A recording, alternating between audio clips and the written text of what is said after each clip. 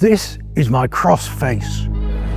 And this is the face of the ID.Cross, Volkswagen's all-new, all-electric small SUV, which is set to rival things like the Ford Puma Jenny, the Renault 4 and the Mini Aceman. But this, unlike those rivals, has plants growing inside it. Yes, really. I also have some other interesting Volkswagen electric news that doesn't involve automotive horticulture. So to learn all about this and that news, keep watching and please like and subscribe. This is the new ID.Cross. As you might have guessed, the ID part means it's part of the VW electric car family, and the Cross means it's a replacement for the existing T-Cross. If you're not familiar with that car, it's sort of like a jacked up SUV like Polo. Incidentally, I've got news on that front too, because Volkswagen's decided it's going to stop using numbers for its electric car range and start using its names instead, which makes sense because they're well known and friendly and more human. So you can imagine that the ID.3 will become the ID Golf, the ID.7 will be the ID Passat, and the ID.2 concept will become the id.polo.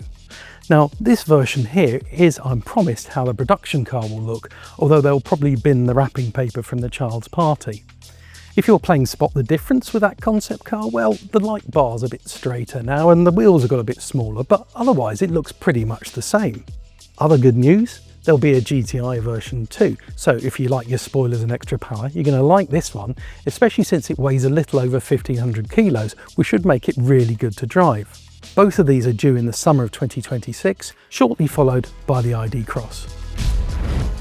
Although this is called a concept car, it's very close to what you'll see in your local VW showroom in the late summer of 2026. Maybe take the wheels down an inch or two and you'll pretty much be there. I think it looks great.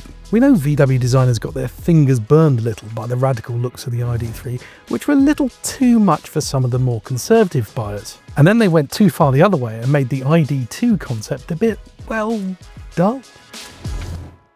This is a sort of happy medium, wouldn't you say? Especially happy because it's got a new smiling face. This is part of VW's new design language, which is called Pure Positive, and it's designed to make you feel happier. Now, if this is the face and smiling, what's this illuminated bit here? Sort of a goatee beard, maybe? Do you like your facial hair illuminated?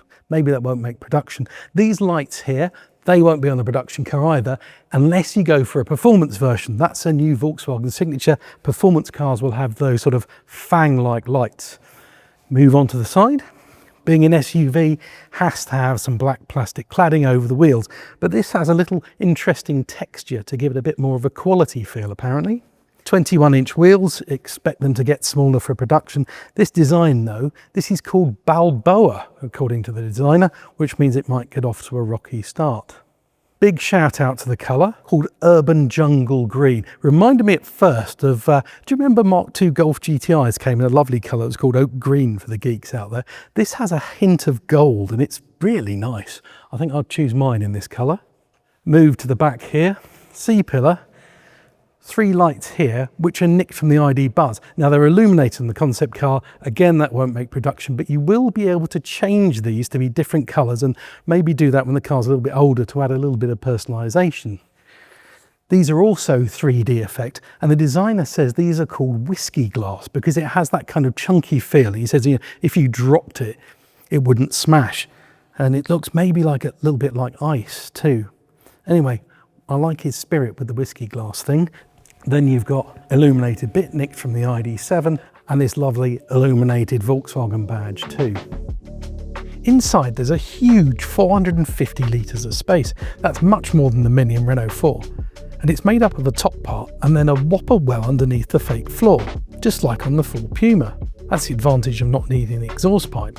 The space overall can't match the mighty Puma, but you do get an additional couple of bits of space, one under the rear bench, which is 38 litres, and then a Frunk, which is 25 litres under the bonnet. This can tow as well if you like that sort of thing.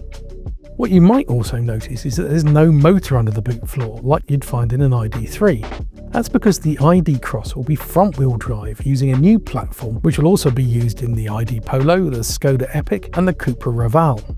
In this car it has an output of 211 horsepower. There's no official word on the battery size, but the forecast range is 420 kilometers or 261 miles, which I would say makes it about 56 kilowatt hours. That's a smudge bigger than the obvious rivals.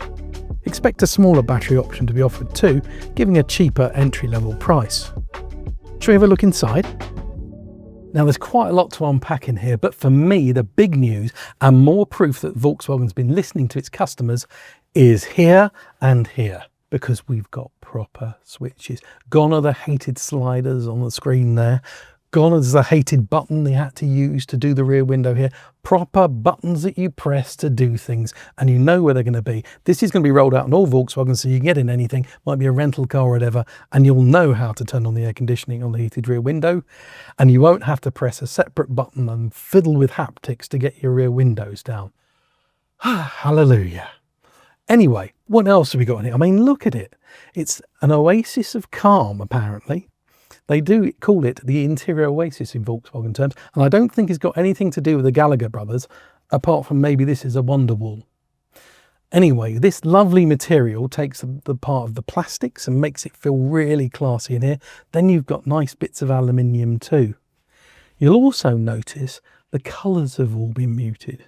So Volkswagen learned that all those kind of bright colours on the screen here and across there just distracted people and put them off a bit. So it's been muted down, all matches that nice green outside. So for example, on the screen here, I've got these nice leaves, and if you tap them, it changes the colour.